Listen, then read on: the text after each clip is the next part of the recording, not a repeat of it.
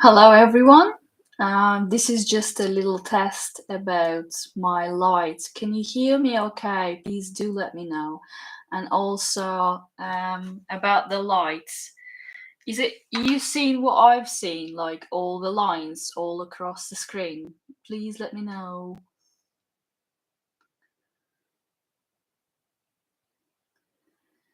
Dun-dun-dun.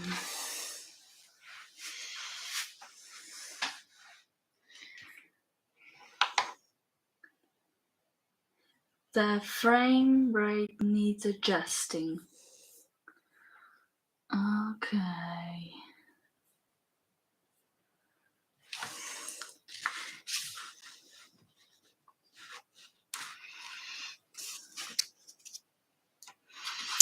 I'm actually gonna try and switch that light off just to see. Is it better? Is this better? Yeah, you see, my other light a little bit let me down, and can you see okay with this light? Too much better. Sorry, yeah, sorry about that. The light that I usually use for filming in a night, it's sort of not working properly, so I had to plan and invent something very quickly, as you do. So for now, we will be using that light, and I hope this is okay for everyone. And yeah, I'll probably provide much more light next session that we're gonna have next week. But for now, I hope it's okay. So welcome everyone. I'm really glad that all of you came to my live stream tutorial. And if we never met, I'm Rita Gould. I'm a professional watercolor artist, illustrator, and designer. And recently, I discovered for myself that I really do enjoy teaching. So I have my Patreon where I upload my tutorials and also trying to develop my YouTube. And I have quite a following on Instagram. So probably loads of you discovered me through Instagram, but as you know, that I'm trying to develop my other platforms. So I will be doing these live tutorials, hopefully weekly, and we will be learning something new. And I will be trying to show you how I paint things and how to approach things. And you're very welcome to ask all of your questions. And let's start. Yeah. So. For in the beginning, I hope you do already transferred your line drawing on your good quality paper. So I'm using Arches 300 GSM cold pressed, and I already attached it with my masking tape to my board. Yeah, and you also can water it, but it has to dry out like a couple of days before you paint.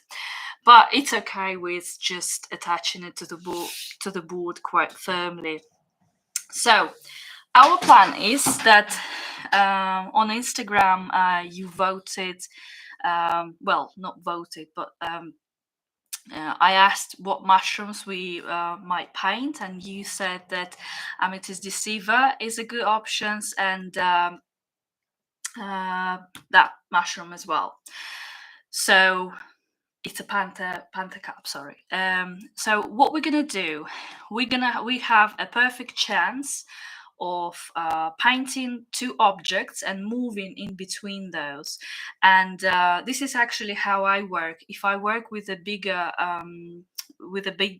area and I have several objects, I am simultaneously working on some of the areas, knowing and understanding how to move from one area to another area, when is the right wetness, when it's going down, where it's dry, and it's okay to apply another layer.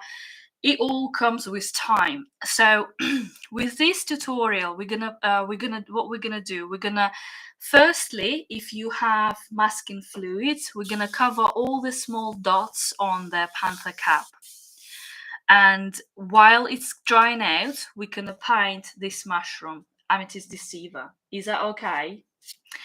In the meantime, you are very welcome to ask me any professional questions, anything you want to know, really. And yeah, I'm really glad that you all came along, and it's very exciting and scary at the same time.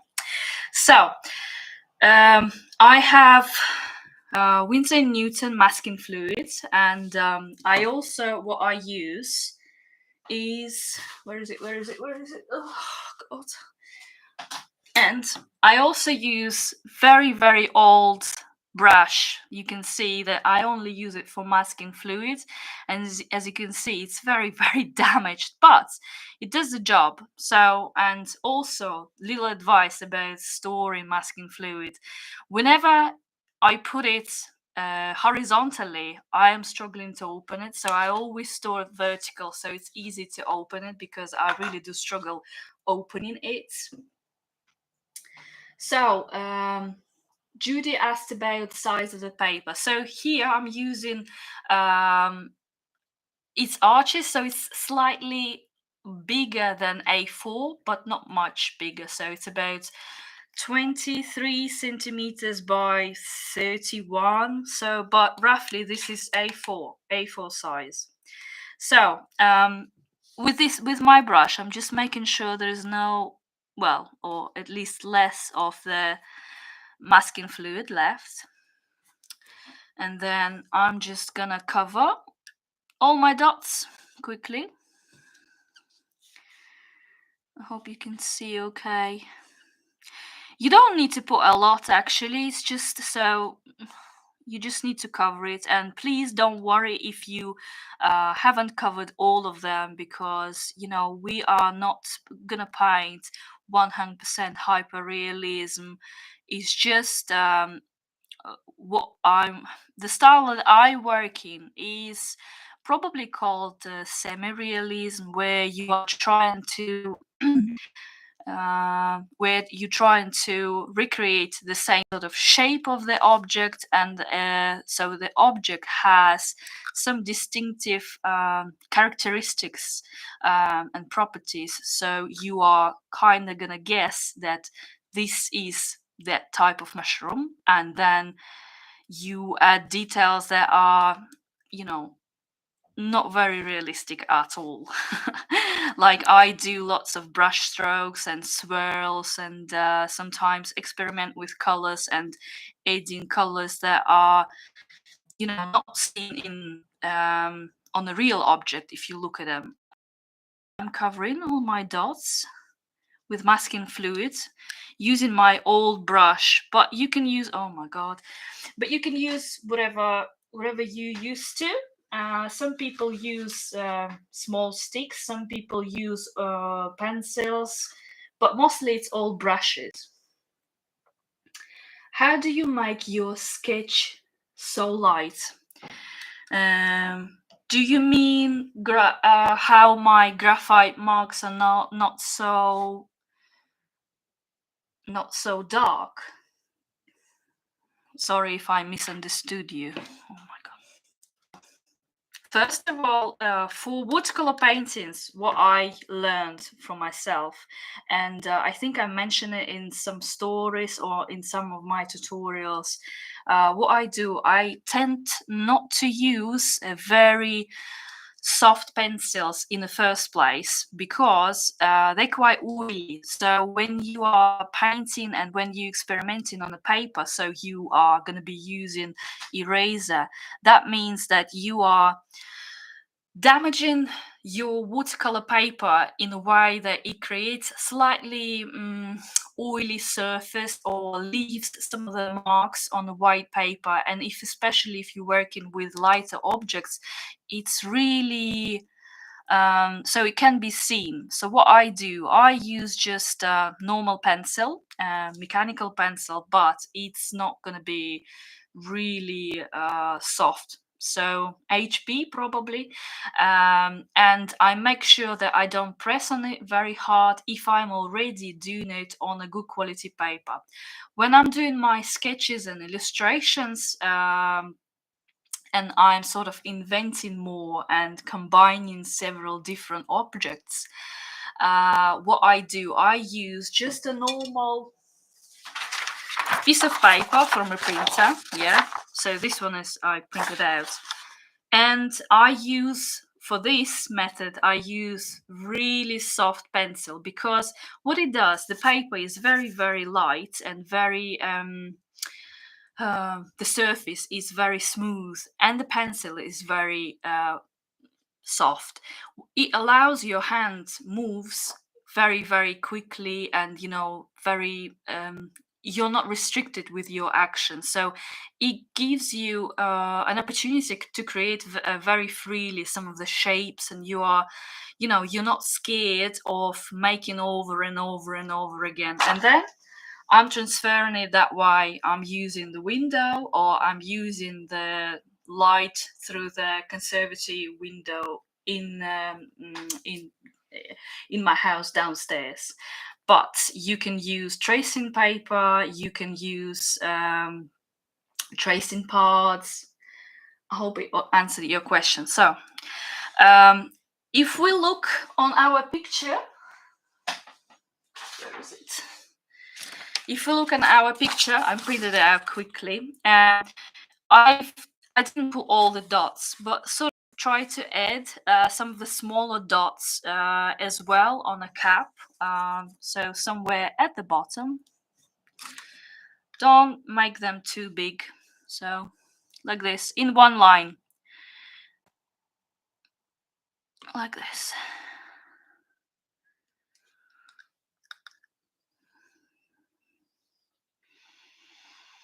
Can you please let me know what countries are you from? I'm just curious where everyone came from, and who's watching me from what countries. States, yeah. I actually have quite a big percentage of people from United States on my Instagram. I'm not sure about other platforms. So like that. And then I'm moving to the bottom. As you can see, not the bottom, to the top of my mushroom. And as you can see on the picture, it has more white spots, like concentration of white spots on top. So I'm making sure that I'm adding a lot to the bottom, because even if I add too much, I later can fix it with a paint. Yeah. So I'm making sure that I'm just adding some to the top.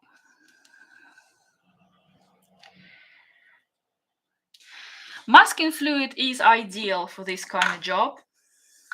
Oh, from France, Canada, Pennsylvania, nice. South Africa, UK, Netherlands. Oh, nice. It's just really interesting to know for me. Okay, so what I do then, I wipe my brush with all the glue that's sticking to my brush, like this. And we can move on. So for time being, I'm gonna grab my iPad and I'm gonna show you what I do before I paint.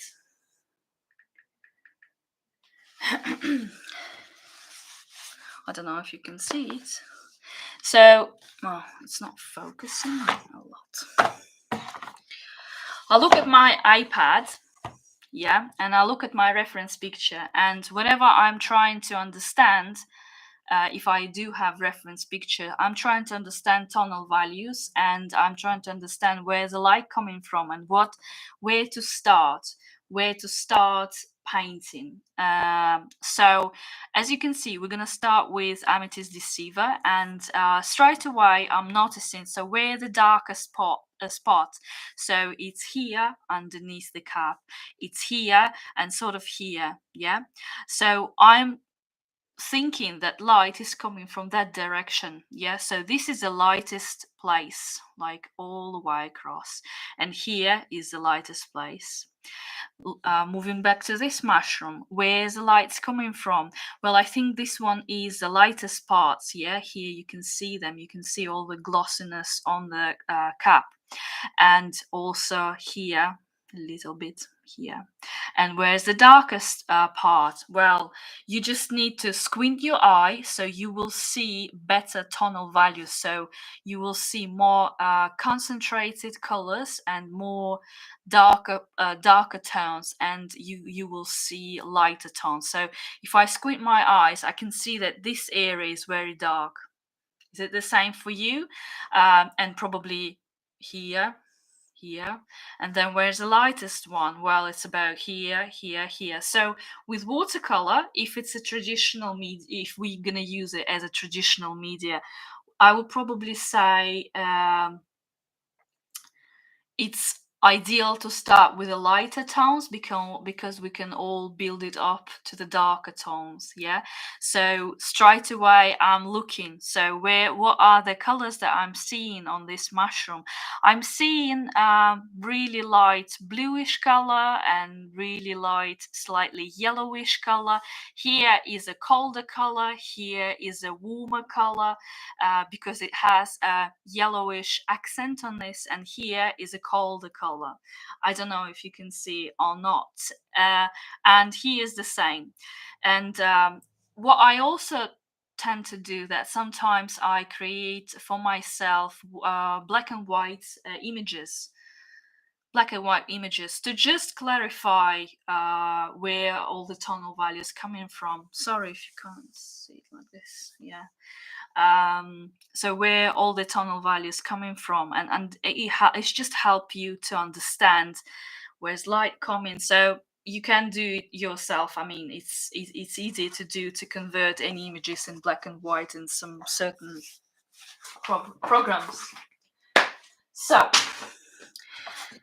we're gonna leave this mushroom, and please be very careful, don't smudge all the area. That's why whilst this is drying out, we can work on this mushroom and even the bottom of this mushroom. Yeah, so for my first layer, for this mushroom, for Amethyst Deceiver, I'm gonna use brush size number 6, and this one is from Golden Maple. I am trying all the time different brushes, and recently quite enjoyed using this. So this is brush size number 6. You can use brushes that a little bit smaller. It's how you work, because you know, some people, if they paint in certain style, it's actually easier for them to work with bigger brushes. But for now, we're gonna use brush size number 6. I'm just looking. Does anyone know what size Rita's using? Size paper. So it's A4 size, but because it's Arches paper, it's a little bit bigger than A4. So it's about 23 centimeters by 31. I think something like that. But with all the image that's sort of centered, it's still A4 size, and the line drawing was made for A4 size. Okay, so here we go.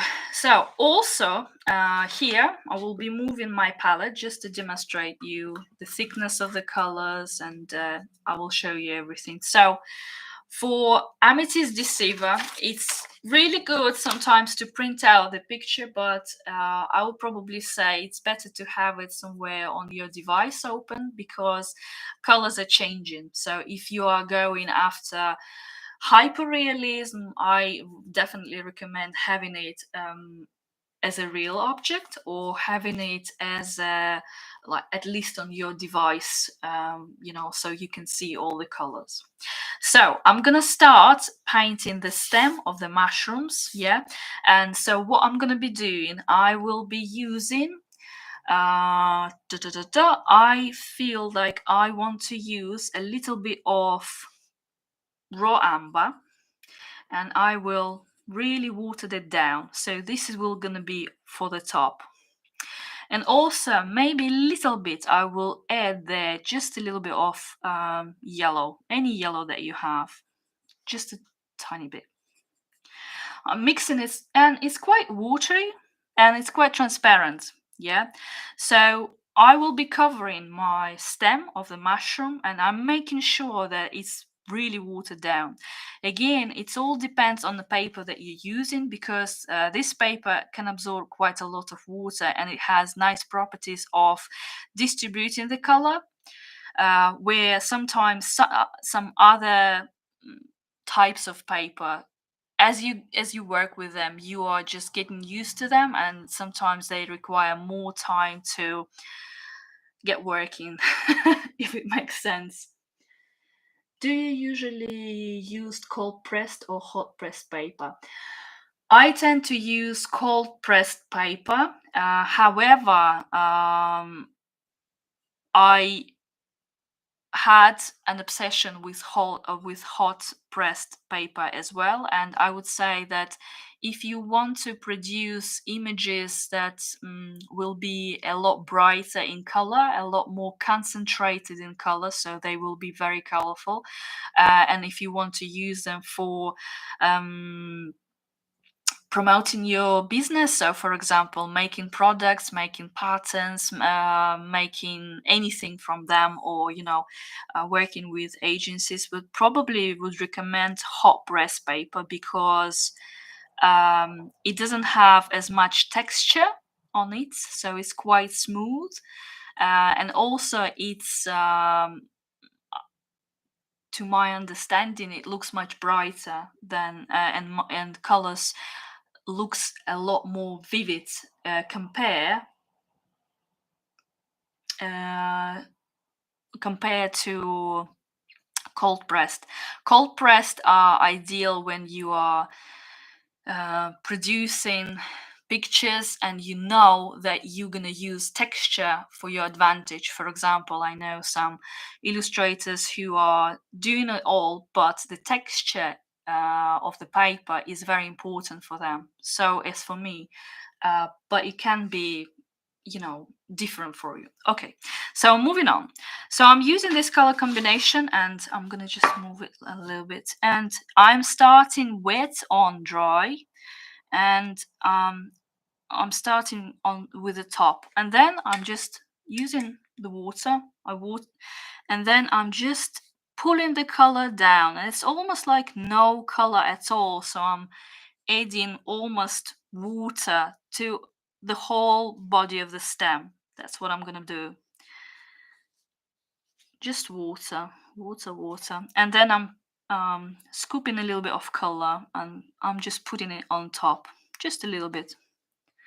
So we're creating our first undertone, underlayer for the mushroom.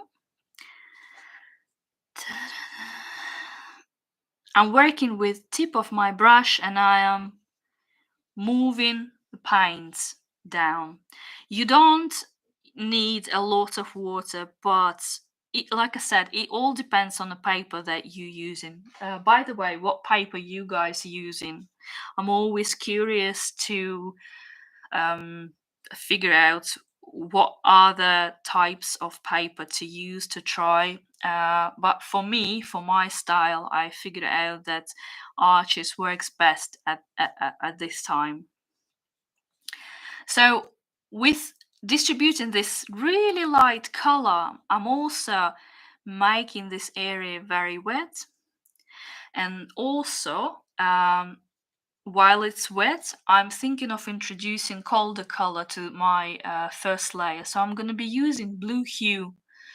Again, very, very, very light combination. And I will be adding it just to this area a little bit, just tiny little bit, just to the edge. As you can see, because my paper is already wet, and it has that ideal combination of time, so I waited and I know how much water I've used, I know how paint's gonna spread. So when you work with watercolors and the papers, time over time over time, you are getting used to the idea how it's going to work, how long you have to wait. But it only comes, I would say, with experience. Yeah. And then a little bit of color on the right hand side, just a little bit like this. And then I wet my brush, I dried it against tissue. You have tissue.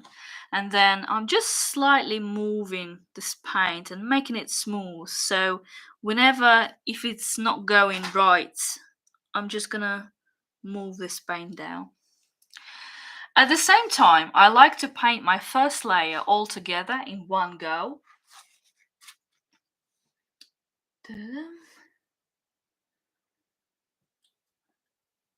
300. Yeah, it's ideal paper. 300 GSM cold press. It's ideal. Yeah. Now in arches. Yeah, I love arches. So moving on to our top. So what colors I'm seeing there? I'm seeing the purplish color and also bluish color. So I'm just gonna experiment, and I am mixing a little bit of Prussian blue, or you can use blue hue. Again, I can see that there is a little bit of that blue color, and it's blending together with the cap blending with the stem. And you can see that here is actually quite warm, and here is a slight, purple mixed with a little bit of blue color. So I'm thinking if I add a slight blue here as a first layer, and I will try to blend it together later and add some more purple later on. So with my brush, I'm just adding that light blue color to the cap, and I'm allowing it to blend with the stem a little bit. Just like this. Just like this. Then I'm washing my brush, drying it, and then moving on the paint. You kind of working with all the layers together at this point. So whenever you put your with working with arches, what I want to say is if you wet your paper enough, you can prolong your painting for really long time and add multiple layers in one go. But this technically is our first layer, and I'm gonna do the same for the second mushroom. So I'm just adding really bluish color, very watered, to the cap, under the cap.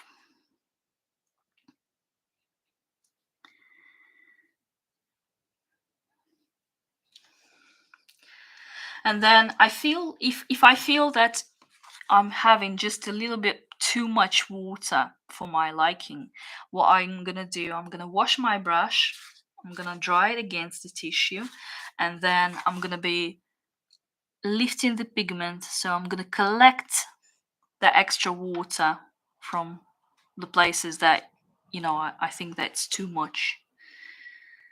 And you can see there's a slight puddle. I don't know if you can see here. Yeah. So for me, it's a little bit too much. Like this. And then we're gonna add a little bit more of purple right now. So I'm using Purple Lake, and I'm gonna just pre-mix on my palette and see how it's gonna look like.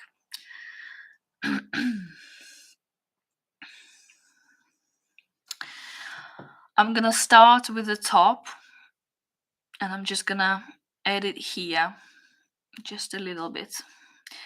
As you know, this is the darkest place, so it's okay to add it right now. As you can see, the stem is already going into damp phase, where the color is not spreading too quickly, but still spreading. And it's a good time to add some volume to our mushroom. So what I'm doing with this purple color, I'm just gonna paint like a line almost in the middle of the mushroom, because if it's round, it has tonal values that it has shadow area. So I'm painting shadow area like this, and it's gonna spread. It's gonna spread in a sec. And I'm just leaving it for a little bit. And the same, I'm just making sure it's not too big because this stem is smaller, yeah? So I'm doing this, just going in the middle. And I'm leaving some area on the right untouched, because this will be my reflected light and half tones as well, because if it's round, it has different tonal values. So it has the lights coming from here, so it will be a lighter area, then half tone, then it will be a shadow area, and then it will be half tone, and it will be reflected light if needed. It just depends on the object. How do you keep your paper wet for how do you keep your paper wet for such a long time? Well, it depends on the paper, you see. If it's arches, if it's a cold press paper, you can actually water it very well, and with adding water gradually, you can keep it watered and damp for quite a long time. Again, it depends on the conditions. For example, if you live in a country where you already have heating on, or you live in a hot country, everything is drying out quite quickly. So what I've done, after I put this layer, I wash my brush, I dried it against the tissue, and then I am making it smooth. So I'm making my this layer smooth with the underlayer, so it doesn't have such hard borders in between them. So like this. And for this time, I'm just gonna no, I'm actually gonna add a little bit more of so I'm using Purple Lake. This is Purple Lake. It's like purple color, I guess. So I'm using just the tip of my brush, and I will be adding just a little bit of purple round the cap, like this. Again, as you can see here, I put too much water. You see how the bleeding is going faster than on a stem. That means that they have different time where to apply your paint. So I have to be very careful here, right? So I'm moving on here where I see there is a lot more purple, so I'm not so worried about it. So I'm just gonna place it to some of the areas, as you can see on the picture here. So I'm gonna be adding some purple here, here, here, these areas.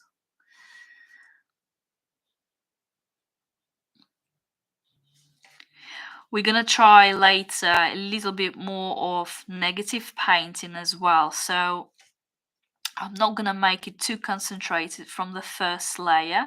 However, this one, I can feel that I want to add a lot more color here. And this cap is actually a lot darker than this one, because it's not it's not, so the sun is coming from here, but because it's not angled towards sun, it's actually producing a lot more shadow. So I'm just gonna generously add purple. As you can see, is growing, and I am trying to add it just next to the stem, because if you look, here is a lot lighter area. So I'm just making sure that I'm not putting too much.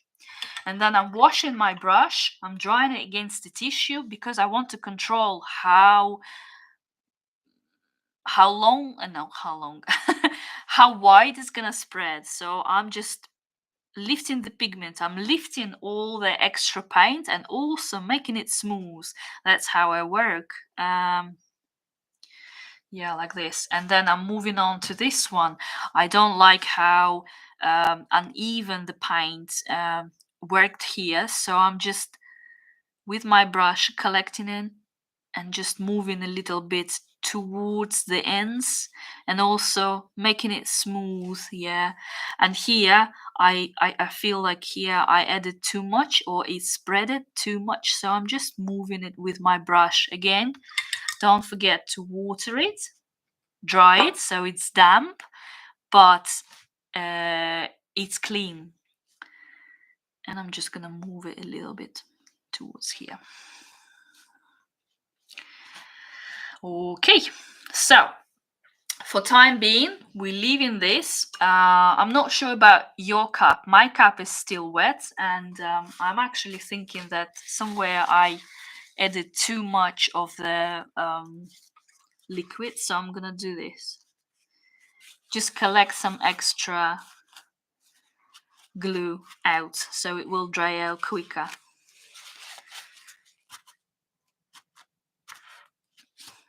Okay, but for now we're going to work on the stem of this mushroom Panther cap.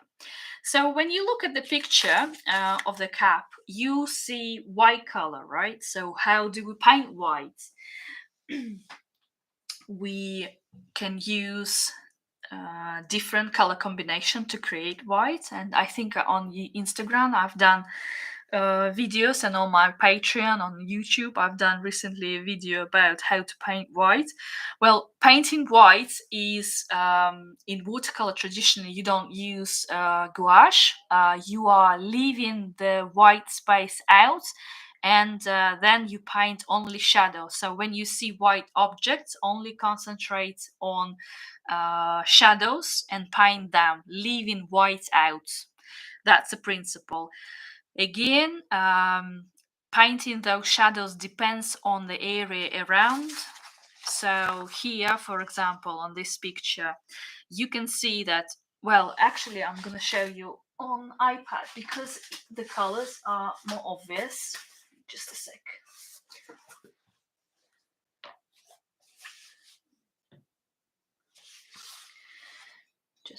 Just a sec.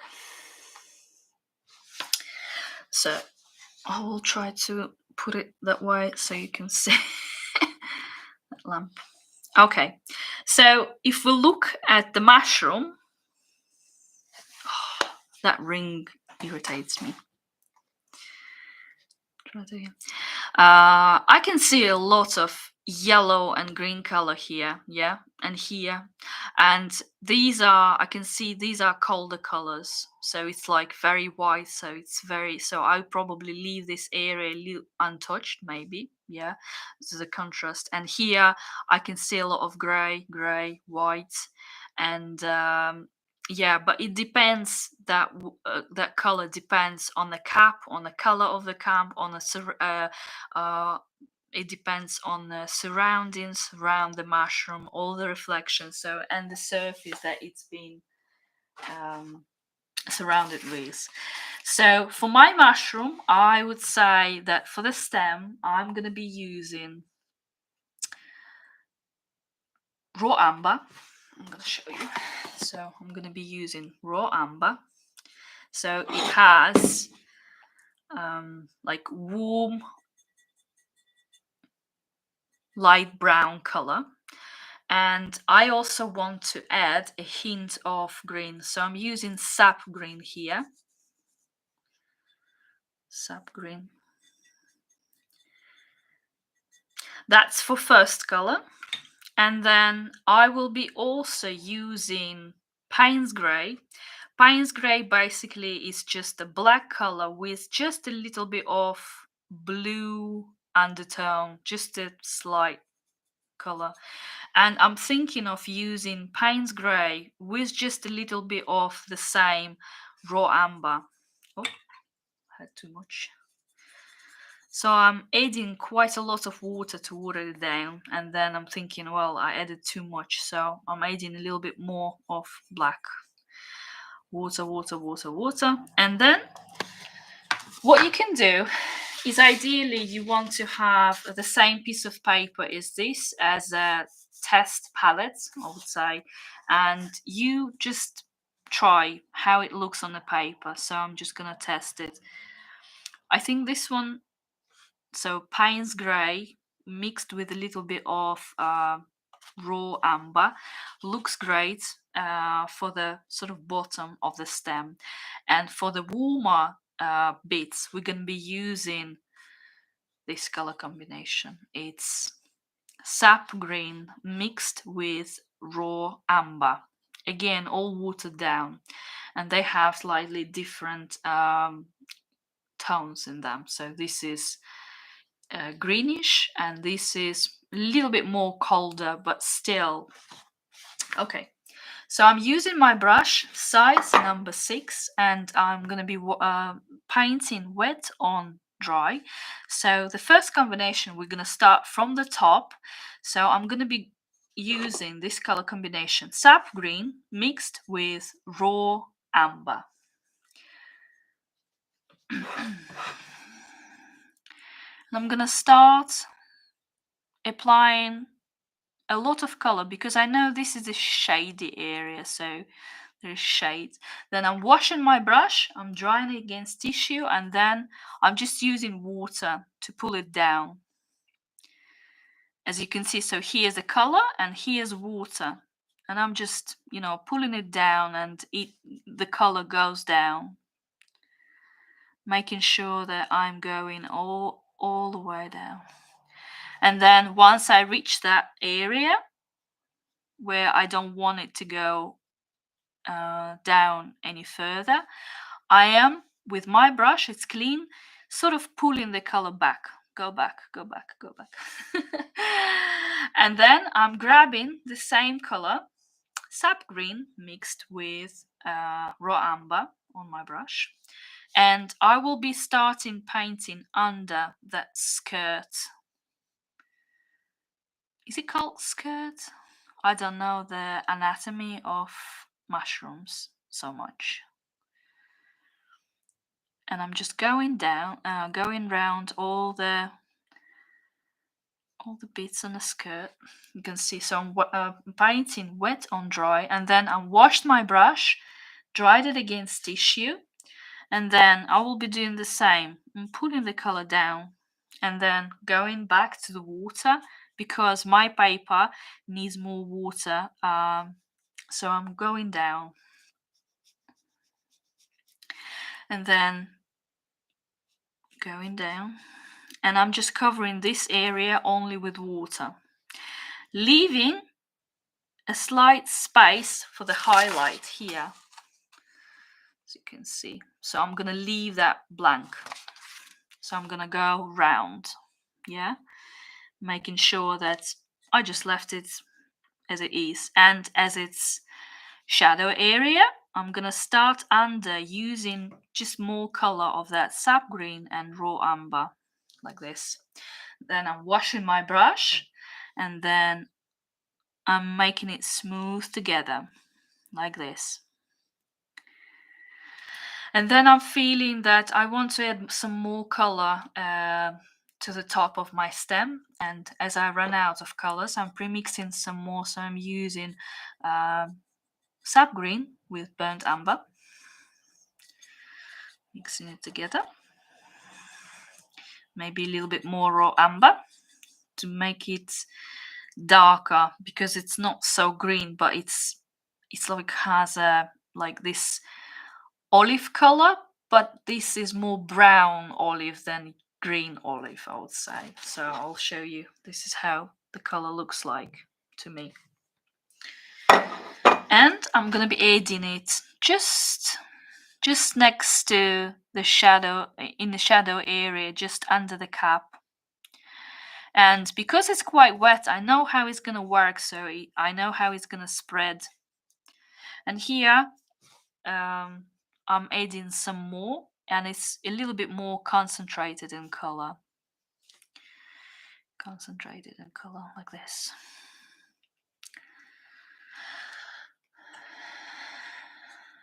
And under that color as well.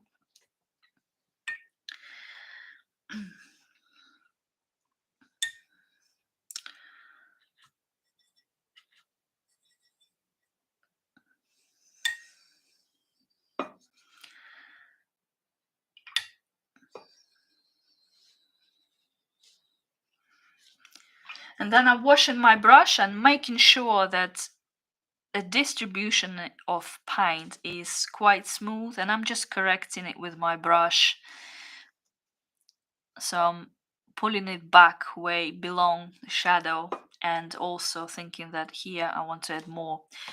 I've added rather too much water. Okay, thank you, Judy. Like this, yeah. And also, while it's still wet, I feel like on the stem also some colder colors present. So I'm gonna use the color combination that I had from previous mix. So here I have a little bit of blue hue, so blue hue, but you can use a little bit of Prussian blue if you have, but it has to be like very light. And then you can add just a little bit of Payne's grey and then mix it together. But you need to really water it down. So what I did, I washed my brush, dried it against tissue, and I'm just pulling color out of the palette, so it's quite, you know, even lighter than here. So, and I'm gonna add it to these areas. So like this, just occasional drops on the stem, and then we're gonna paint this area as well. This bit I'm gonna leave out and then start here, and I'm just using water here, so I'm just wetting this place with my brush size number 6, and I'm working wet on dry right now.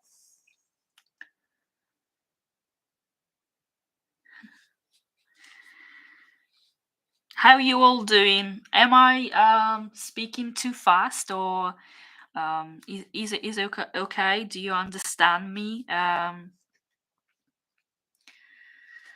So, and I want to add a little bit colder colors here, so I'm using the same very light color combination of Payne's grey. You can use just Payne's grey, but it has to be watered down, and you just apply, and you can apply it in a manner that, you know, that all the lines, slight lines that goes across this area, they are horizontal, so you can do the same way, like this, horizontal. And also you can add a little bit warmer color, so I'm using this color, sap green, with mixed with raw amber just here, but I'm making sure it's not the main paddle that has a lot of color. I'm pulling it out a little bit and making sure that it's quite light, and I'm just adding just a little bit of color, especially to the area here, because this bit is sticking out above, so it has a shadow here,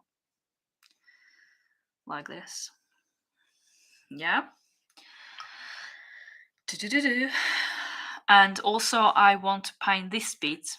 It's like and because it's in the shade from the cap, it's actually in the shade, so it's not as highlighted as this areas, right? So I'm gonna be using sap green and raw amber, and I'm just gonna cover it like this. Just using my tip of the brush to edit. Yeah, and then I'm drying out my brush against tissue, and then I'm just collecting extra paint from that area, and I'm thinking to add a little bit more of color where it meets the stem, just like here. Yeah, like this, just with the tip of your brush.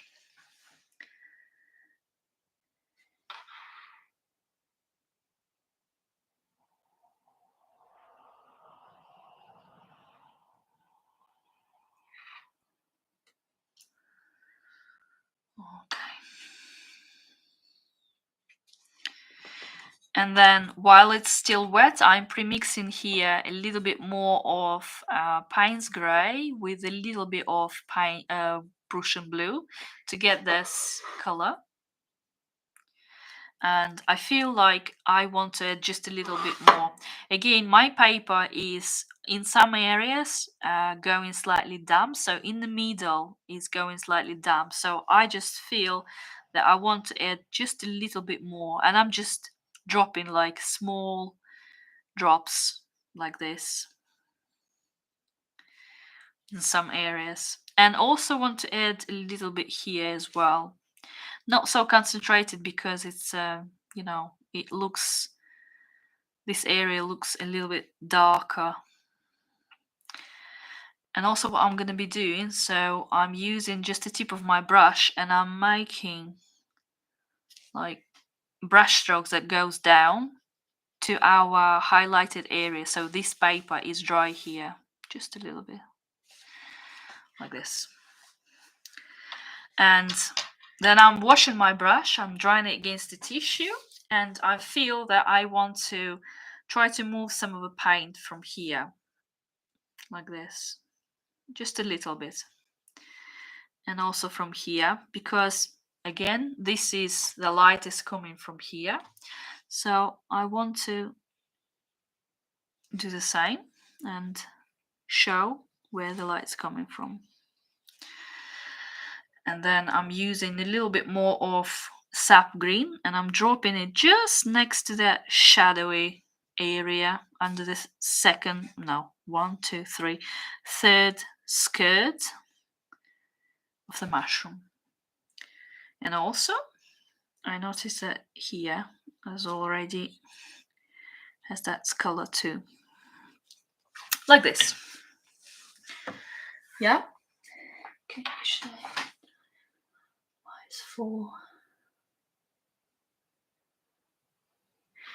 can you share any nuggets of advice for novice painters? I don't know what novice is. Can you tell me, please?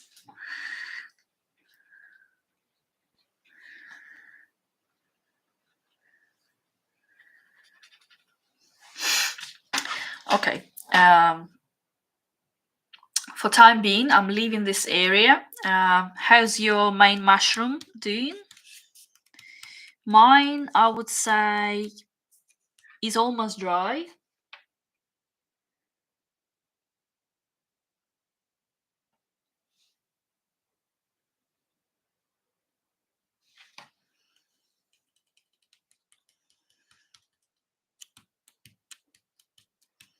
How's your top of the mushroom doing? Let me know. At this time, while I'm waiting for you guys to reply, we're gonna move to this mushroom for a little bit. So we're gonna paint the top caps right now. So I'm gonna be using blue hue. You can use the same palette or you can use different palettes. That's what I do sometimes. I have two palettes and I use just normal ceramic plate. It ideally has to be flat, even flatter than this. I would say that this palette is better because it doesn't have I don't know how to explain it. So this plate, the design of it, what it creates, if you just need to control the water, because if you are mixing from different angles, in the end it will come all together here, where if it's a lot flatter, you can use this palette for many colors in different areas and they won't go together unless you move it a lot.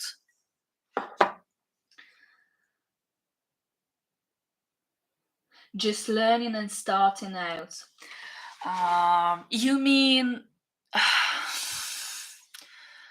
what I would probably say it's really difficult for me to navigate and say something for 100%, because like I said, in art and how to monetize it, there are so many different revenues and things that you can do, and you have to pick what you close to, because if you ask me about exhibiting myself, galleries, I won't tell you anything because this area never interests me in the slightest. I always kind of like the design, and I like creating illustrations and then creating some products, or having collaborations with people, or communicating with brands, creating something for them. So I like that way.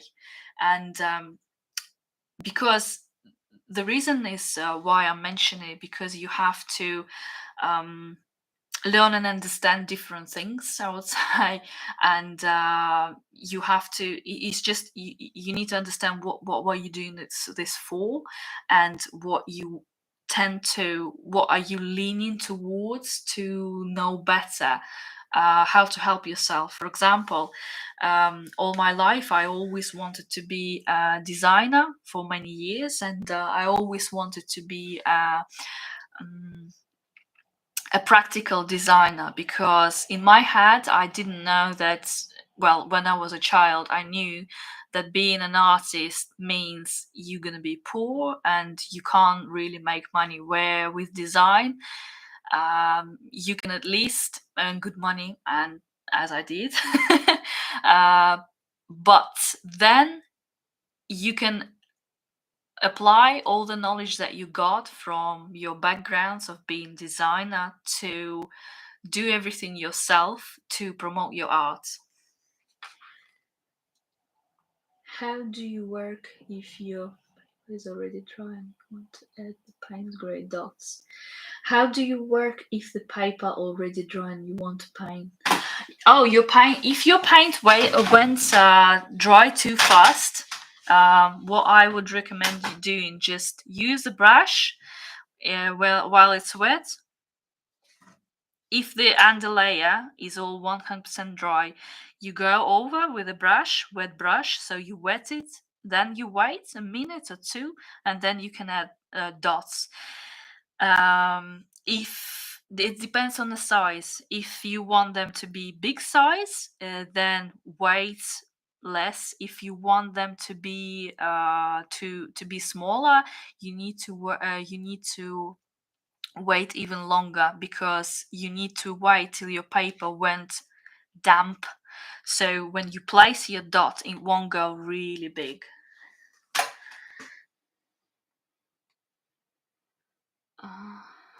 Just this. Yeah, just with water, no color. If you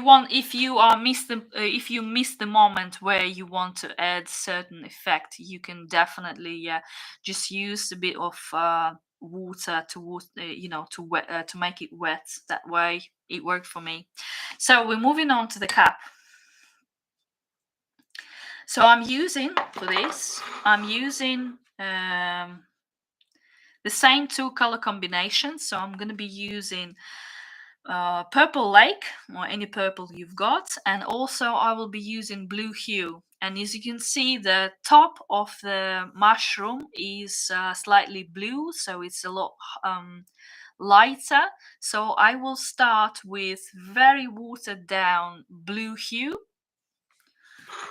and I'm gonna apply it all the way across that cap of the mushroom. Yeah, just that bit, and I'm gonna cover it all with tip of my brush, very carefully going and adding this color, and then I'm leaving it for a little bit, and I'm moving to another mushroom, and this area is even smaller, so I'm applying with the tip of my brush that color, and I will have to wait a little bit like this. I'm glad that helped.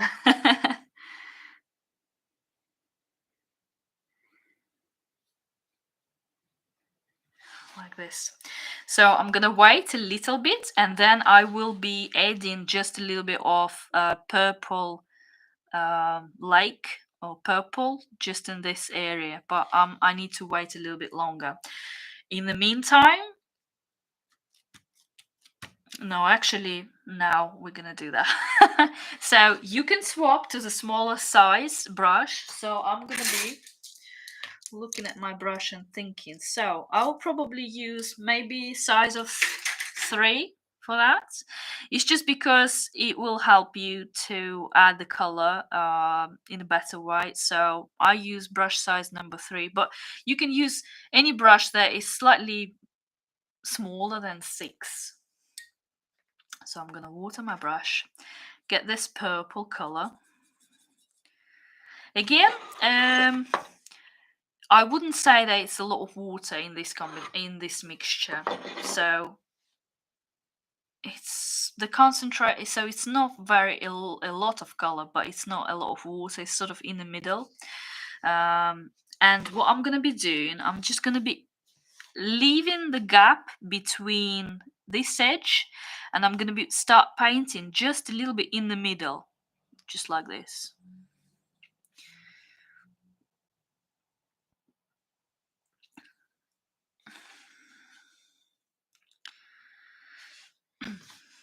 And then moving on to my different mushroom, and I'm just gonna make the line that goes across the cup, and I'm not leaving the gap here, and I'm scooping a little bit more of that purple lake, but I want to use a little bit more concentrated color, so grabbing some more color,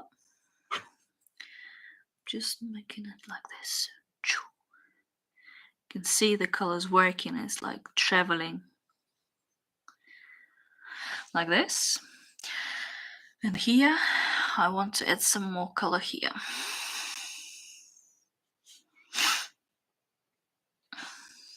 Yep. At the same time, I'm using this purple color, and I also want to use a little bit more of Prussian blue, maybe. Yeah. I'm just gonna experiment here, because I'm seeing that when you look at the stem, there are some colors that are almost like violet colors. So I'm using Prussian blue mixed with purple lake. And I'm going to be using brush size number 3. And I'm going to paint,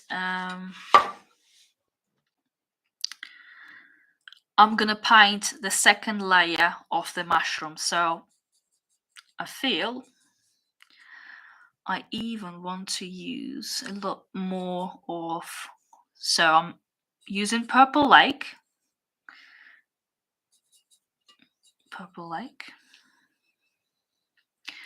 And I'm gonna start with a darker point on our mushroom. So I'm gonna do like this. So I'm only painting the stem at this point, only stem. So I marked where all the color gonna go, and then I'm moving to my bigger brush, size number 6. It's all wet and dried, and then I'm making it smooth like this. Making it smooth. So, and then with a wet brush, I'm just helping this color to go down a little bit. And then a little bit more of purple, making sure that it's not going to go to the cap.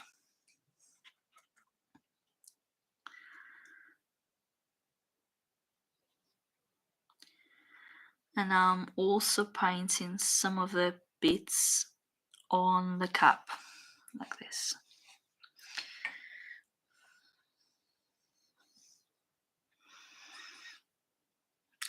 Also, I'm noticing that I can see a little bit of burnt umber, so I'm adding just a little bit of the brown color you've got.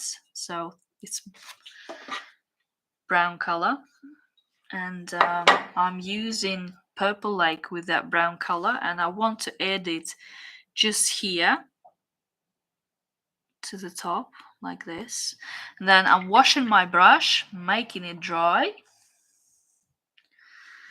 and then making it smooth. So I'm using water to blend it together with previous layer, yeah, like this. And then at the same time, I feel like I want to add some more of purple lake mixed with brown color. And I'm just adding it here as well.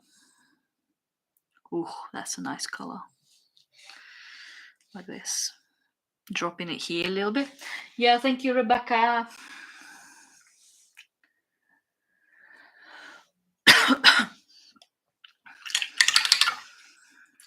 Washing my brush, and here I'm just watering it down so it goes down like this. Making it smooth from this side.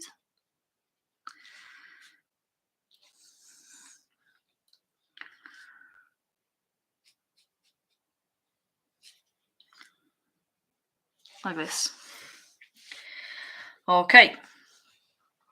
So I also want to add a little bit more of blue color, and I'm using Prussian blue, and I want to add it on this side of the mushroom, so it's right side. So I'm just generously applying blue color, and then I'm blending it together with water like this. I just feel that it's a lot colder side of the mushroom.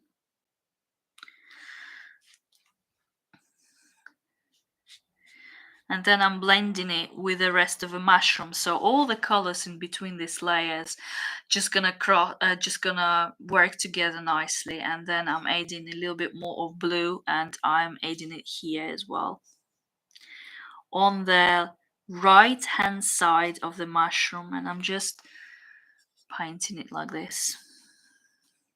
And then I'm washing my brush, drying it, making it smooth, and you can see it's like working with previous layer, but making it a little bit colder.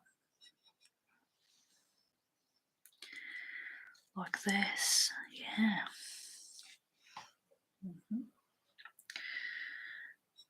And then at the same time, I'm grabbing a little bit of Prussian blue, and I am going here in this area, and I'm just gonna paint a little bit of that Prussian blue, and then I wash my brush, and then I'm blending it together with previous layer like this. So just a little bit of blue color there. So you can use either blue hue or Prussian blue. Here I feel like I want to add more of the blue, and also here on that side I would say a lot more. Just grab some more, making sure that I'm not coming close to the cap that is wet, because I worry that it's gonna work together and cover it. So like this. And then moving to this mushroom as well, it has a lot of blue too, so I'm making sure that I'm adding that blue hue or Prussian blue. It's very watered down like this.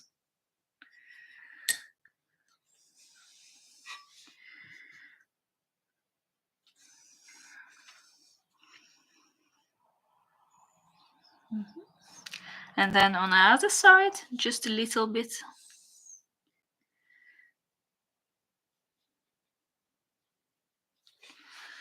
Like that. So I'm gonna add maybe a little bit more of Prussian blue. I just feel that it's not enough here.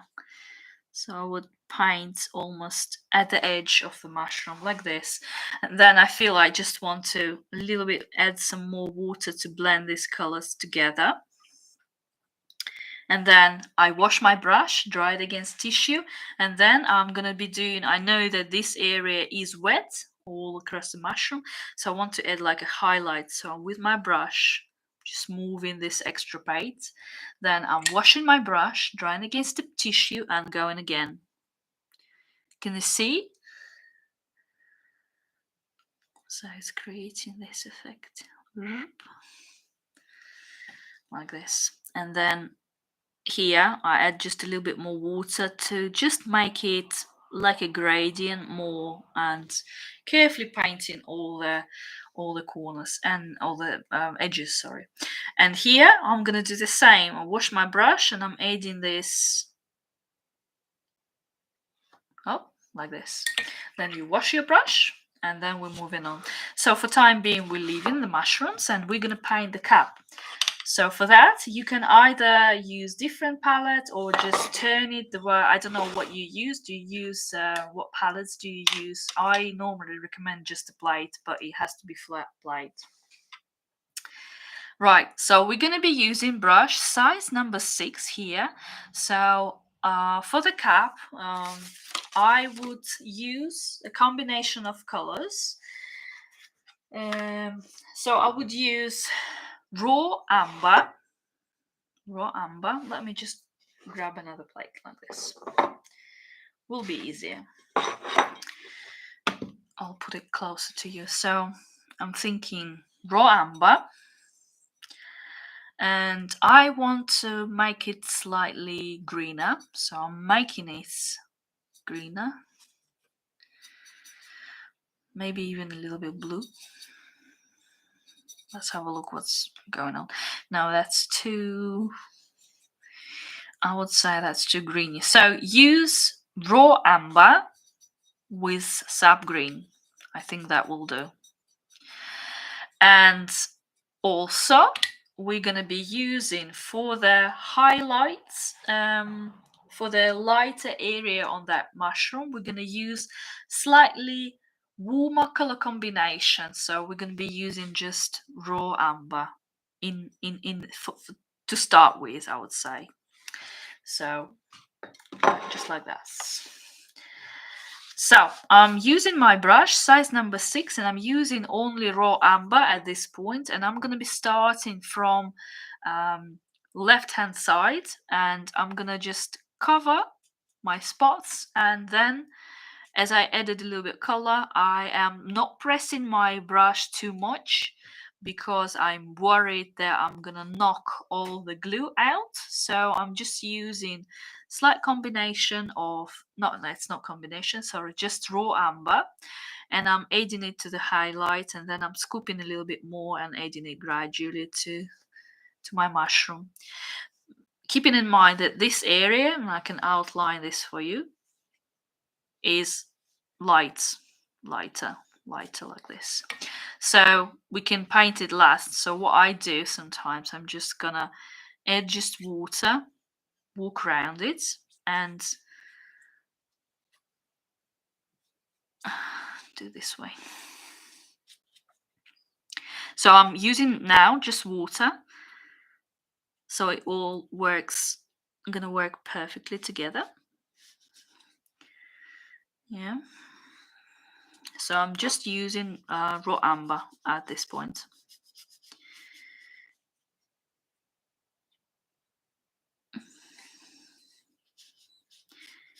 I can hear that masking fluid when you paint over it. It sounds like it's squeaky. Just funny. Okay, so now I'm washing my brush, and I'm gonna be just making it smooth. So it's just like water here in the highlights, like this. And then I'm moving on to my darker color combination, and I'm gonna start applying this. So I'm using sap green and raw amber, and I'm gonna be starting with the right hand side. And here, because there's a lot of water and a glue, it's hard to see what's going on, but I'm just adding this color to the half tones, so sort of like here. So the shadow area and dark area is going to be second layer. We're going to be adding here, but for now we're adding this color combination here. So it's sap green with raw amber, and also to the other side, but not too much. And I'm going like this. Yeah.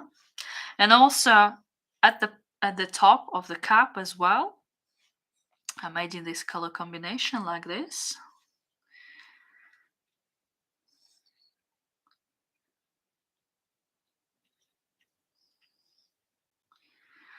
Yeah.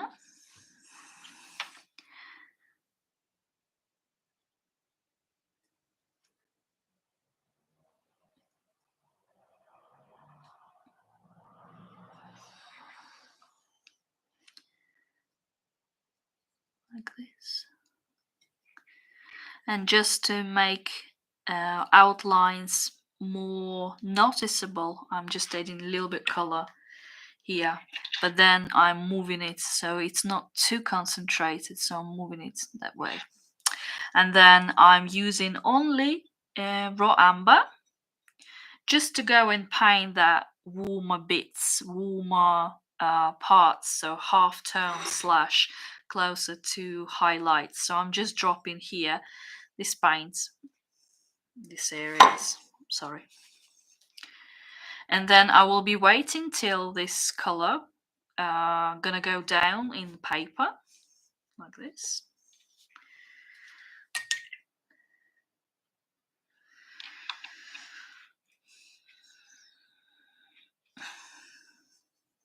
Yeah, and it's a little bit more concentrated with raw amber, so I'm placing it in some areas. As you can see, it's a lot more concentrated in color and has less water in it. So like this. So we're gonna leave it right now to dry out. Yeah. And for this time, we're gonna go and paint the. I'm just thinking, probably gonna paint the stem. Yeah. So we're gonna be using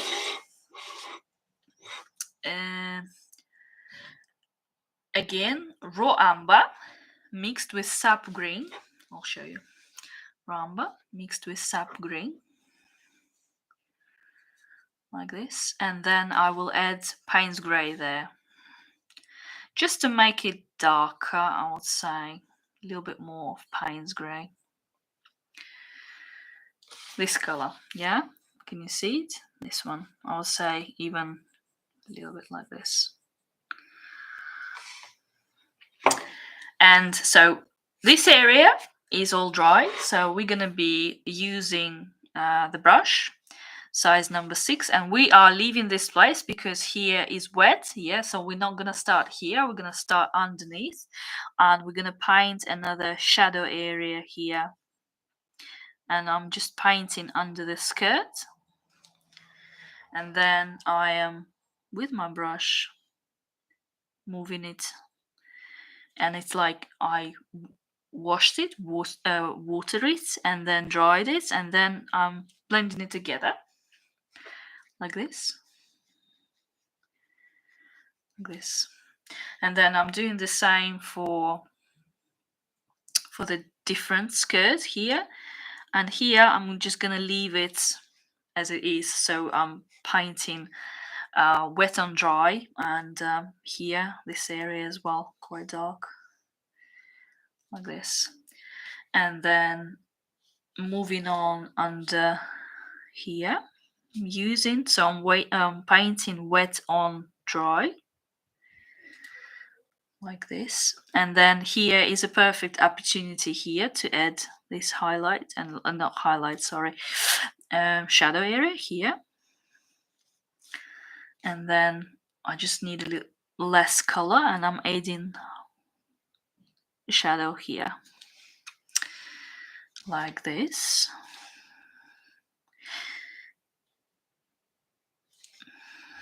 A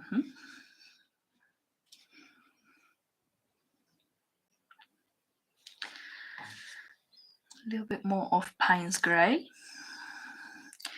and I want to add it to the darker area like this. Remember, it's wet, so that's why it's like distributing this area, so I need to tidy up later this area because I made it wet. So like this, I am washing my brush, drying against tissue, and then I'm just making sure that it's not too much like this, and I'm pulling color back, maybe a little bit more,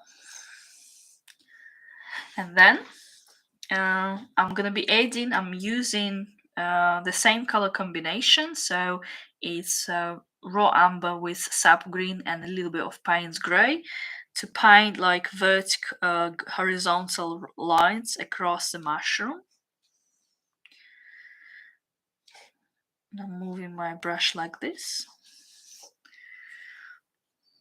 just to give it some texture and the pattern that is on the mushroom. Like this.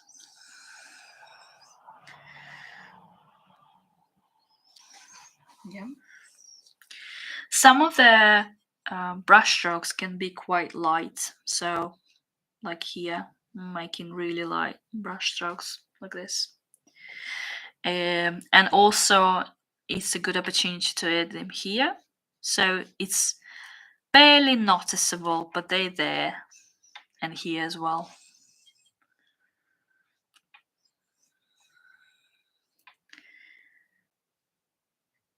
Oops, too much.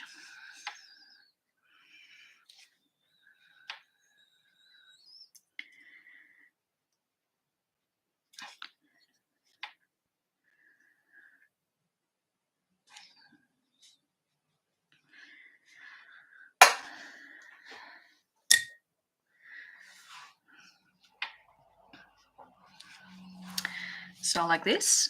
And also I want to use just a raw amber just to paint a little bit, and it's a little bit in this area of the skirt, so it's quite watered down, so it's really watered down, so you can barely see it.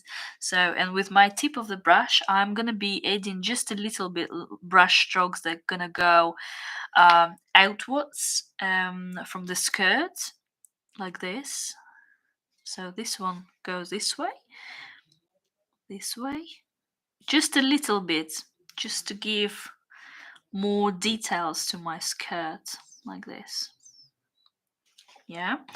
And also because this bit is in the shadow, I'm using sap green mixed with raw amber, and I'm going to be painting and adding a little bit more color to the shady area of the skirt like this. So it's not white, but it's in a shade. Adding more color. Yeah, like this. And also the same color combination I'm going to use here just to paint shadow areas. Like I told you before about painting white, you are concentrating on painting shadows, and you leaving white areas untouched. So here I'm doing the same, just like this.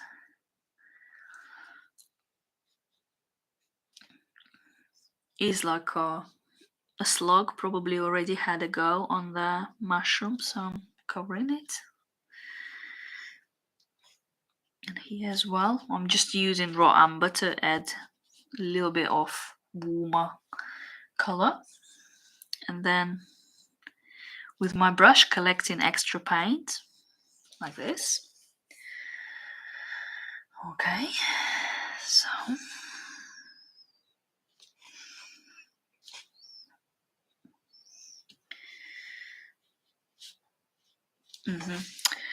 So for time being, I think we can leave the stem. Here I'm just gonna add a little bit more color here. We're gonna leave the stem and the main mushroom to dry out, and we're gonna move to this mushroom. So I'm swapping my palettes, so I'm using this old palette, and I'm gonna be using a lot more concentrated colors for that purpose, and I will be using Purple Lake. Actually, here I'm going to be using Purple Lake. You can see that I use a lot more color and less water for my next layer. Washing my brush, and I want to add Prussian blue to it and see where it's gonna take me. Probably no. I'm just trying to find the color, sorry, at the moment. What about if I use this?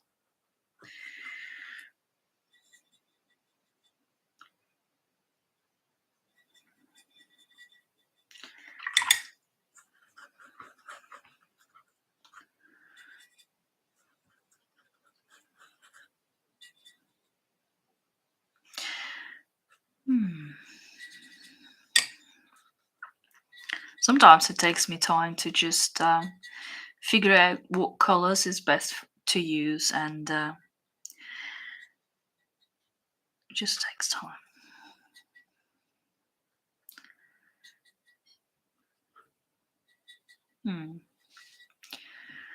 Let's say that we're going to be using just Purple Lake.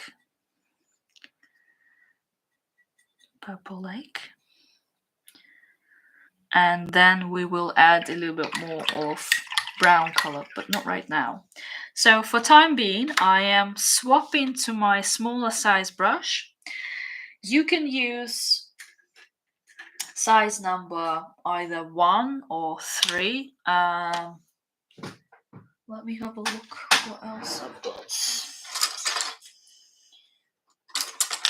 Yeah, I think I like using this brush from ProArte, size number 0 or 1. You can use it washing my brush first, and then I'm using that concentrated purple color, and I'm going to be painting negative painting. Do you know what it is? So negative painting is painting darker parts first, leaving white or lighter tones untouched.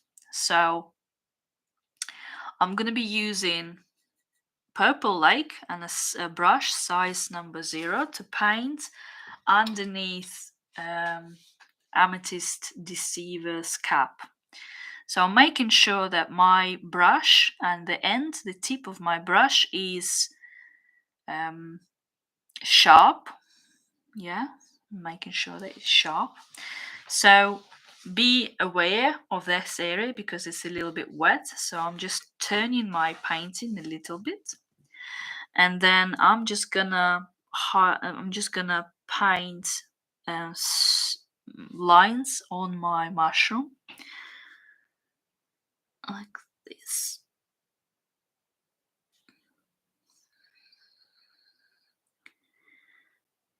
Actually, it's easier for me to use even smaller brush. So I'm gonna go for the brush size 20 from ProArte. So it's even smaller. It's just manageable for me. And I'm just gonna outline almost like a small triangle. Like this triangle, and then I'm gonna fill it with color. Go down like this, and then moving this way, another triangle. Well, it's not like proper triangle, like this.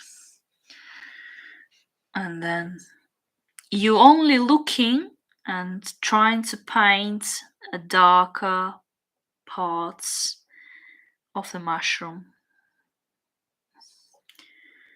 and then like this, and then I'm dropping some more color here.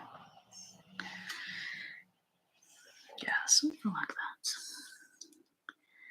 And then just with the tip of my brush, they don't have to be perfect, but make sure that some of them sort of like crossing each other like this.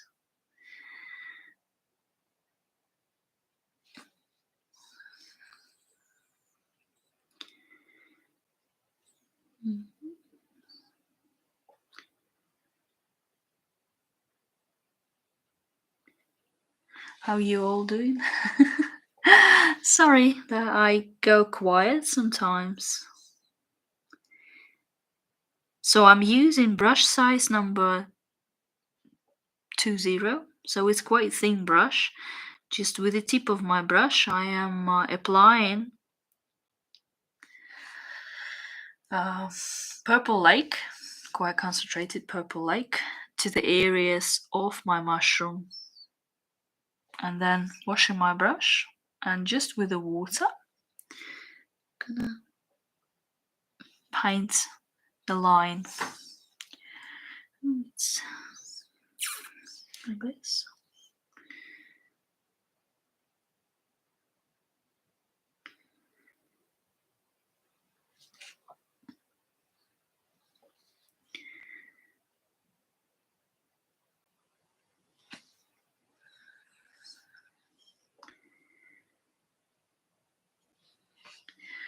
And then here.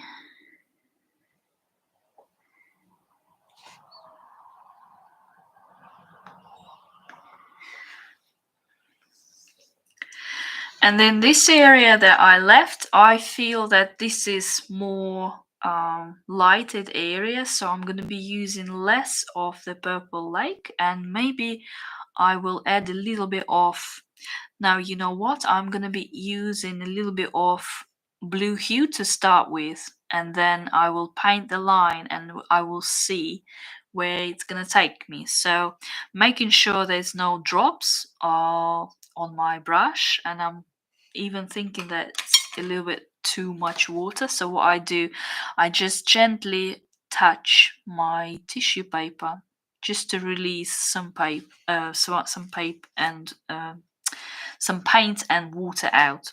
So, and then I'm gonna paint the line, maybe a little bit more, a line like this.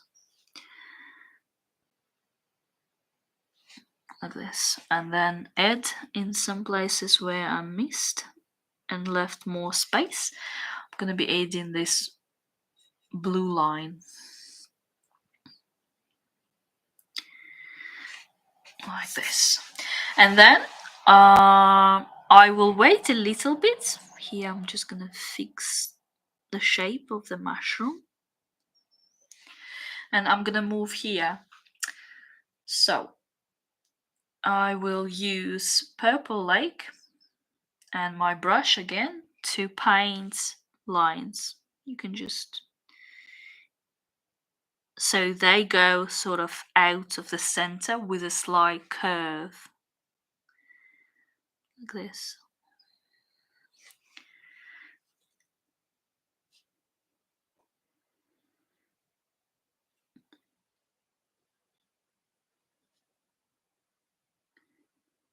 And then I'm washing my brush because I feel like it's too much and there's less paint.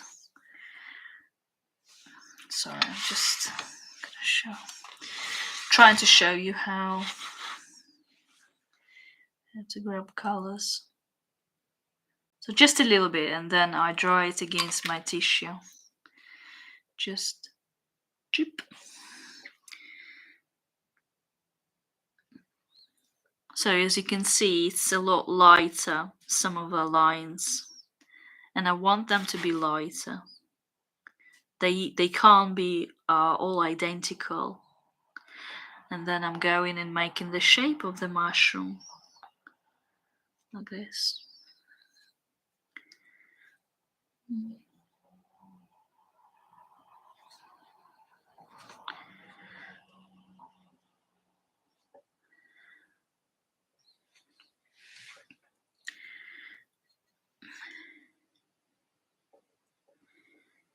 And I'm making the area around the stem is a little bit darker, just like this. And then at the same time I'm mixing on my palette just a little bit of burnt umber, so it's a brown color, dark brown, with purple lake, and I'm gonna be adding, while this mushroom is still wet, I'm gonna be adding a little bit of brush strokes in a really dark area of the stem where the shadow is, like this. So brush strokes like this. I'm barely touching, as I move from this area to here, I'm barely touching the paper, but color's still spreading.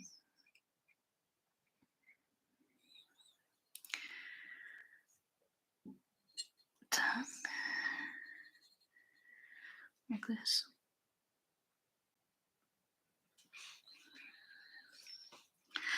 And at the same time, we can work on this area as well, and we can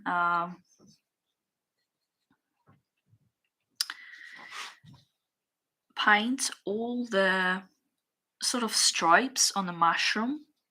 So I'm gonna start with a brush size number 20. I'm gonna paint brush strokes that repeat the shape of the mushroom.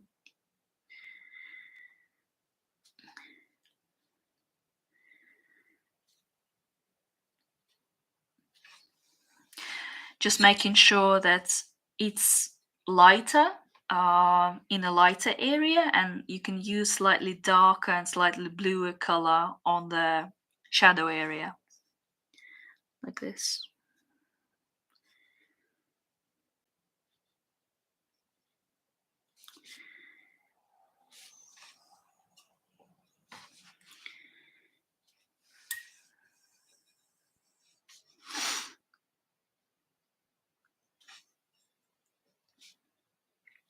Then while it's still wet, I can go over and drop some more color to the shadowy area.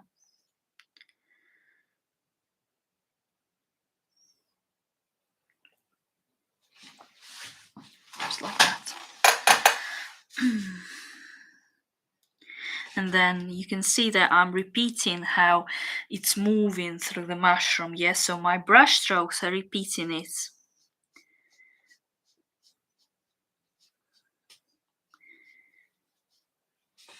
Can you see? Yeah.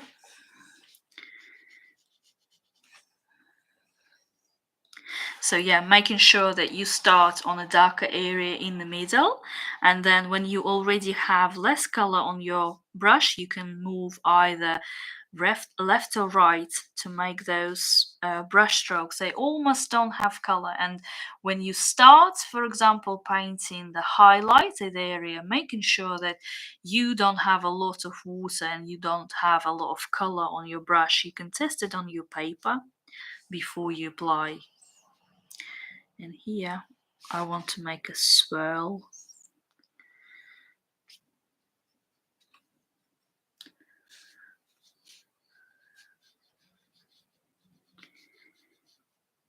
Like this.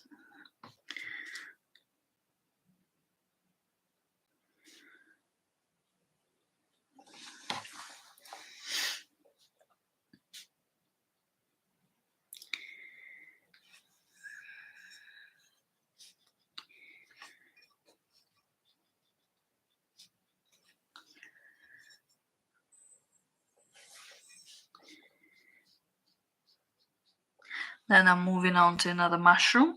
I'm starting with painting shadow area first, and I'm repeating the pattern, I'm repeating the movement that's going on my mushroom.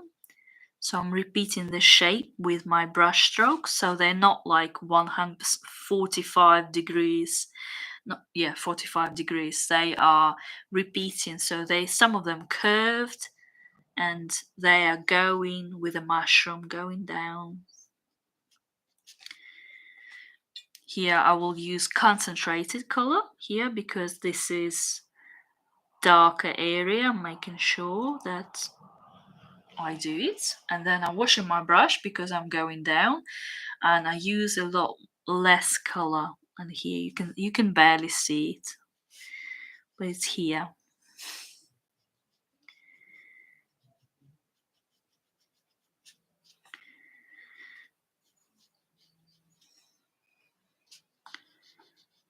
Like this.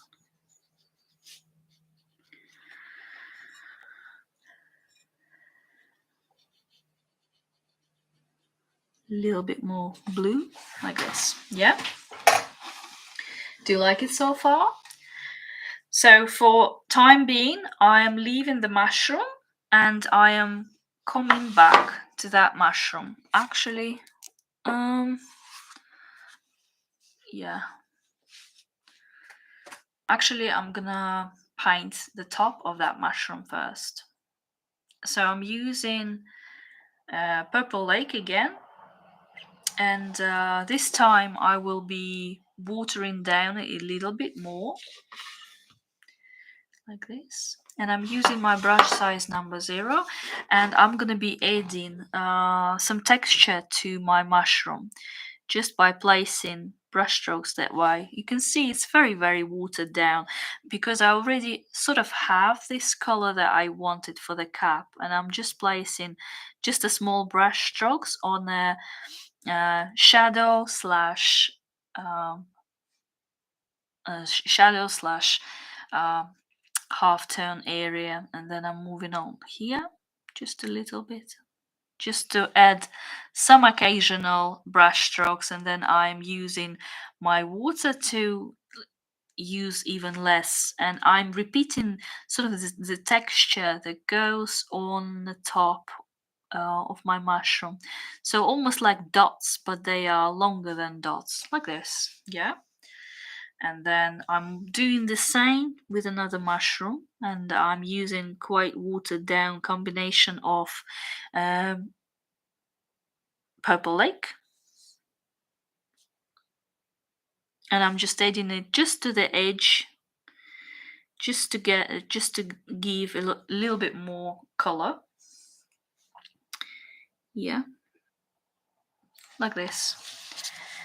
Yeah, and then we're moving on to the mushroom, to the panther cap. And while I don't know if your painting is wet, mine is still a little bit damp, but I'm liking it so far. We can start adding more details to the stem. So what I will be using, I'll be swapping my palette to my Panther Cap palette, and I want to use a little bit more of Payne's Grey. By the way, yeah, Payne's Grey. I'm gonna add it in the middle, and maybe a little bit of sap green here. Where's my tissue? This one. And maybe a little bit of Prussian blue, something like that. And I will be moving on using my brush size number 0, or no, sorry, 2 zeros, so it's quite thin, making sure that it's wet, so it's clean. And then I'm going to be using Prussian blue, maybe just a little bit more water. And I just want to add a little bit more of details to the stem. So I'll start with my shadow area here, and I'm just going to be painting brush strokes that goes down a little bit, and I'm going to work on my shadow area under the skirt, and just gives me a little bit more details, and showing different tonal values, adding more tonal values to my painting. So as you can see, I'm just mixing sap green with Payne's Grey here, and I'm using my brush, and just adding it to some areas on my mushroom, like this. And then it's a good opportunity to add shadow here as well. I'm gonna add it here as well.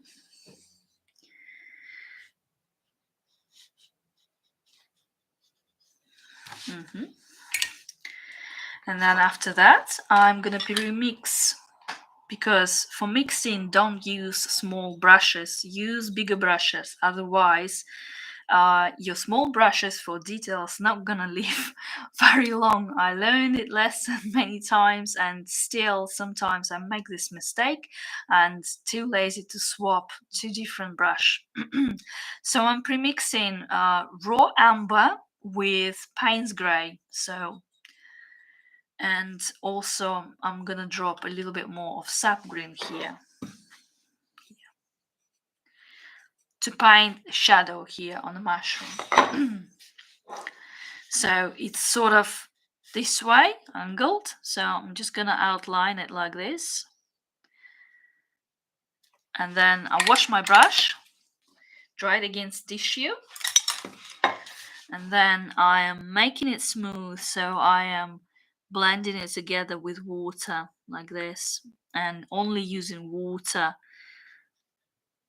So as you can see, here is quite concentrated color, and I am making this area all covered with water, not a lot, just so the color won't leave any hard edges in between layers. And then I'm using a bit more of Payne's gray, just to say that this is the most darker area because it's underneath the mushroom, and I'm using a bit more here just to paint a harder shadow like this. Yeah. And then here.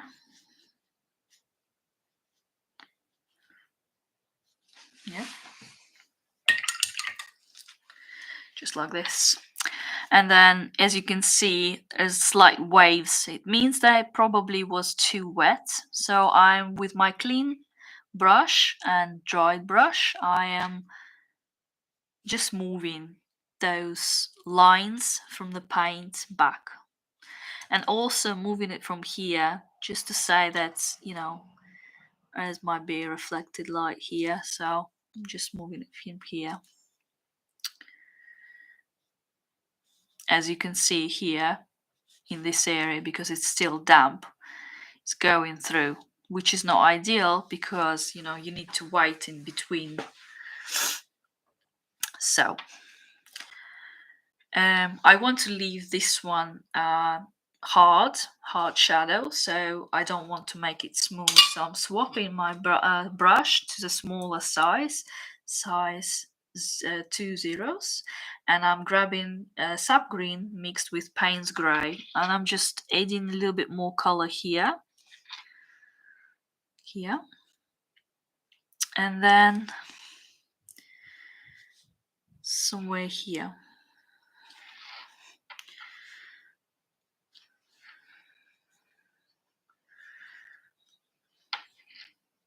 And I'm adding just a little bit more of detail, so I'm using just raw amber, and this is quite watered down here. Yeah, so I'm using raw amber, and I'm using brush size number 2 zeros, and with the tip of my brush I'm making vertical lines down just to give a little more texture to my mushroom. Yeah, so only raw amber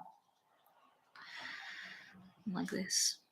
In some areas, you don't have to edit everywhere, just gives you more details, because if you look closer you can't really say that it's one big white object. I mean the stem, isn't it? So it has a lot of details if you look closer, and it's nice to get them noticed and to paint them. So here also I'm gonna add more lines, and I'm using raw amber again, and I'm constantly looking at my reference picture as well, to get right colors and just to see what I see. Okay, so I'm using only raw amber right now, just to add some more details. And this I'm using less of water, and so this is like more concentrated in color, so less water, more color compared to the first layer, of course. And then I also drop here just raw amber, just here in the corner, not in a corner, in this area, in this.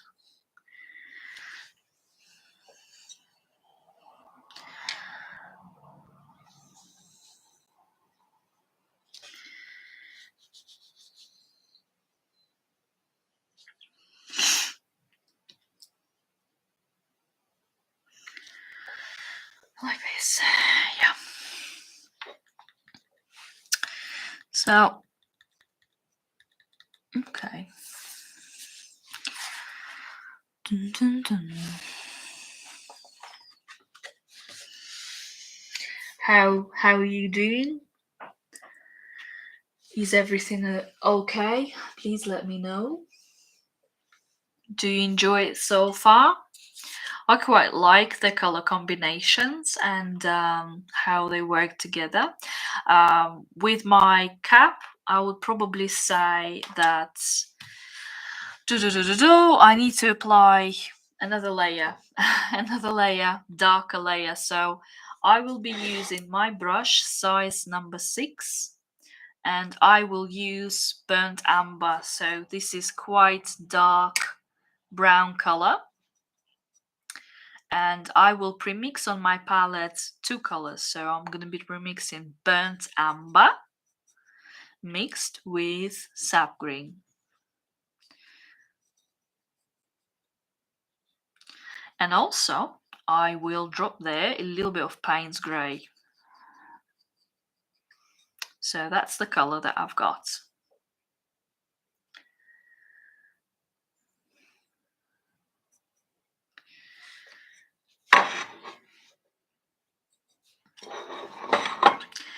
And I will add this color while, I don't know about your mushroom, but the cap of that mushroom is semi-dry. So I'd say in some areas it's not 100% dry, and ideally in watercolor paintings you have to wait in between layers some hours, especially with the first hour.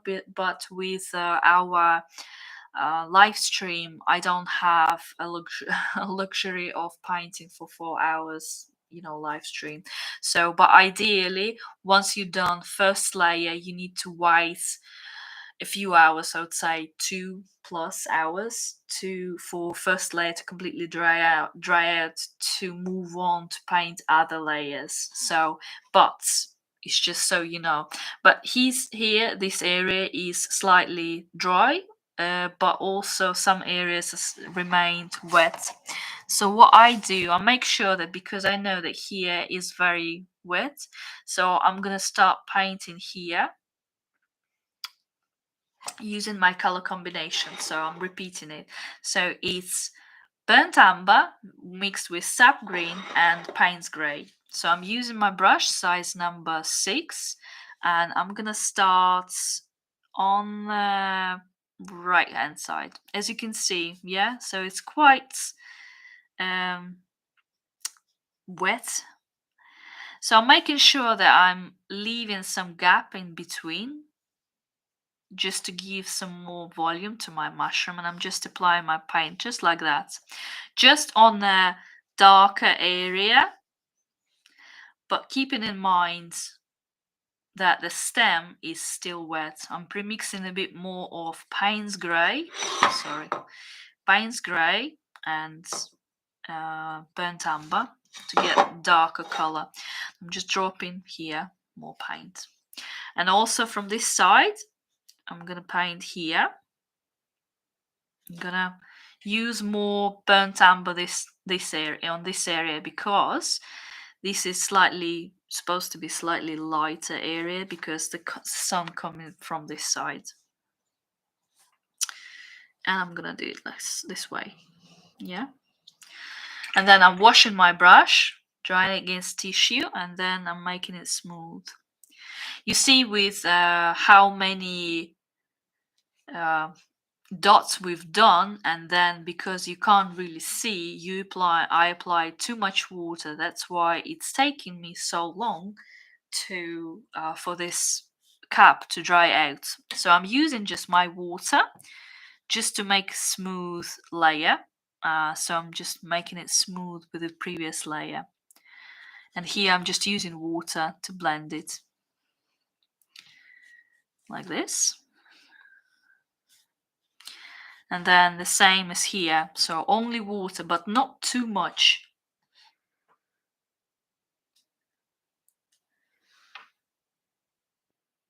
Oh, thank you so much. I'm trying to keep up here, but also.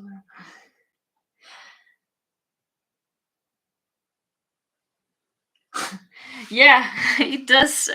It does sound a little bit squeaky, the sound But I love the color combinations. Do you? I mean, I find them very, very satisfying. I mean, I love mushrooms. I love collecting them. I mean, edible mushrooms. I love looking at mushrooms, and that's a topic that I love to paint. So here, as I move here, it's quite damp, so I'm very careful how much water I apply. So my brush is wet, but it's also I dried it, so it is not almost no water, but it's still damp, the brush. So I'm trying to sort of not to apply too much. Um, I'm trying not to pull too much water or color in this area because it will create a mess. So this color will go here. So I'm working very carefully. Okay.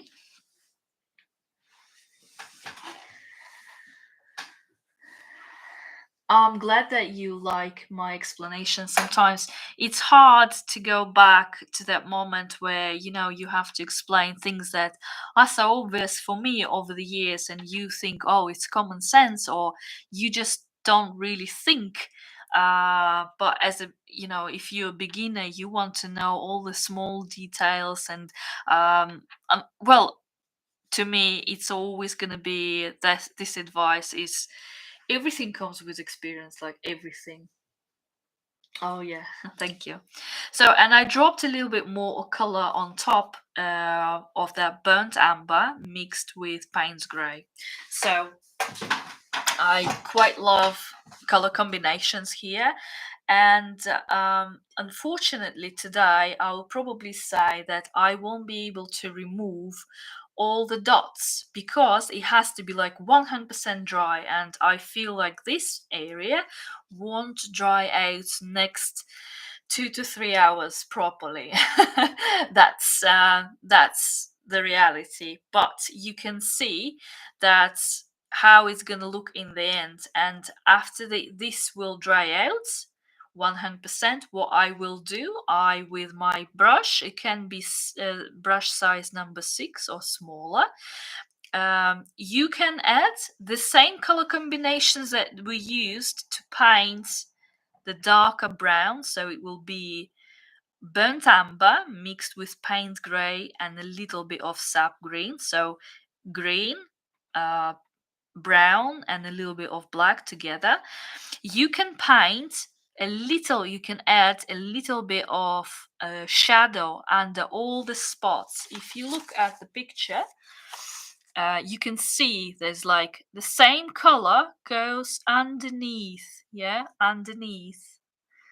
I'm gonna paint here underneath. And as you look, not all of them have such dark color combinations, shadows, sorry. So some of them have less color combinations. They are lighter, so they have lighter shadows.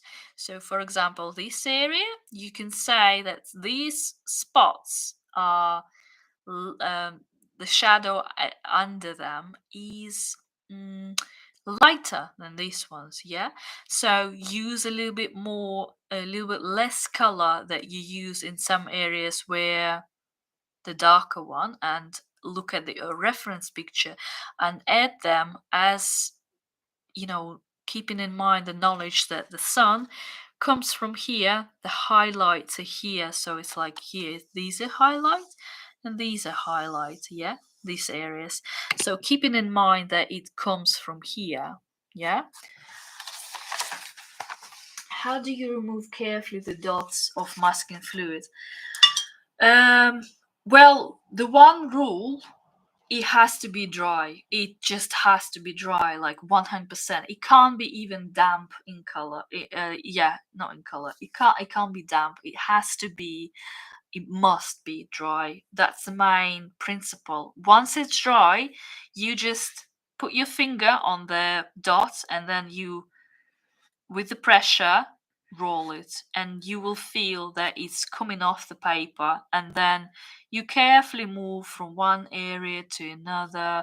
Don't do a very rough movements, just it will come out eventually. There are some ways of removing masking fluid, but I feel that the best one is very satisfying is when you roll your finger and all the masking fluid is coming out. So yeah, there we are. So for this mushroom, the last bit that I'll probably say, because if you follow me on Instagram, you know that I add quite a lot of details, and some paintings take me a lot more hours to paint because of how many details I add.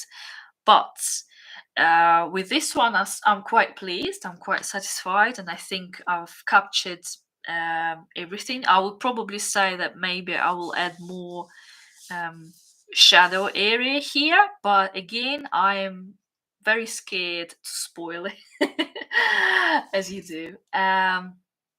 So I will leave it as it is, and once it will go 100% dry, I maybe add some more details and remove the masking fluid. And but for now, I'm quite satisfied and pleased with the colors, especially how they work together.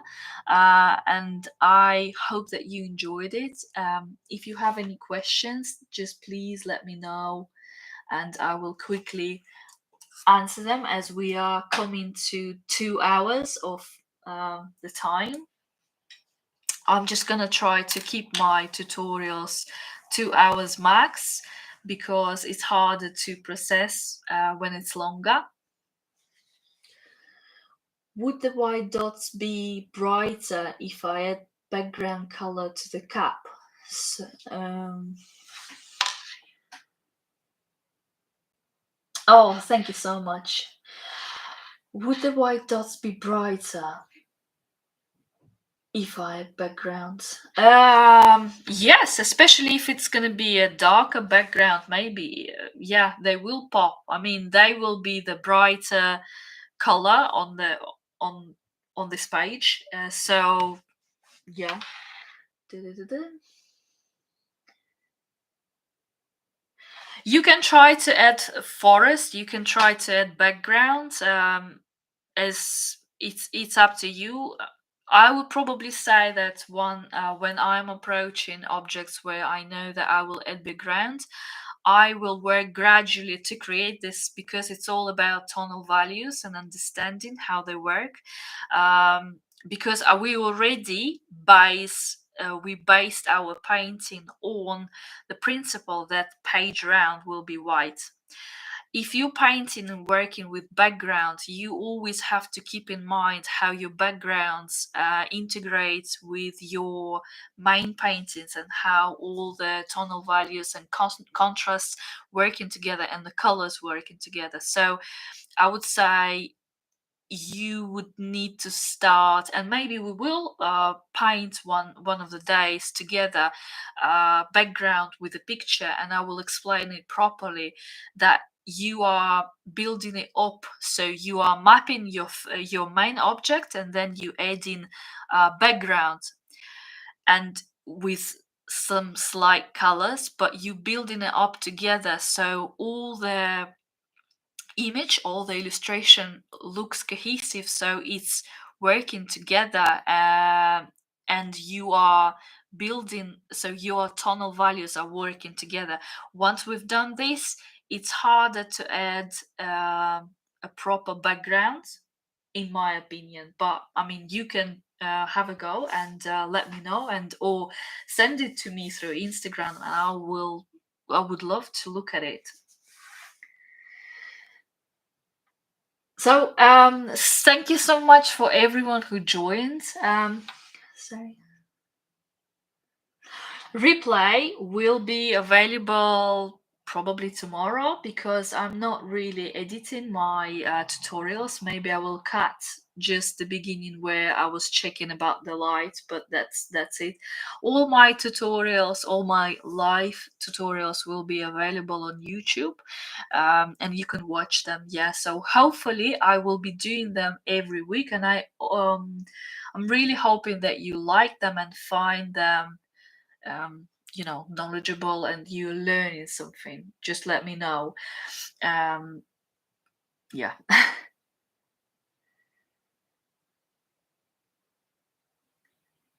So yeah, guys, thank you so much. Oh, thank you. If you try to complete this tutorial, please tag me on Instagram and I will reshare pictures. And I would love to see how my tutorials working and how you are learning from them and what I need to adjust and everything. I am very open for any feedback. Yeah. So thank you so much, guys. I've got to go. Thank you. I'll catch up later. Bye bye.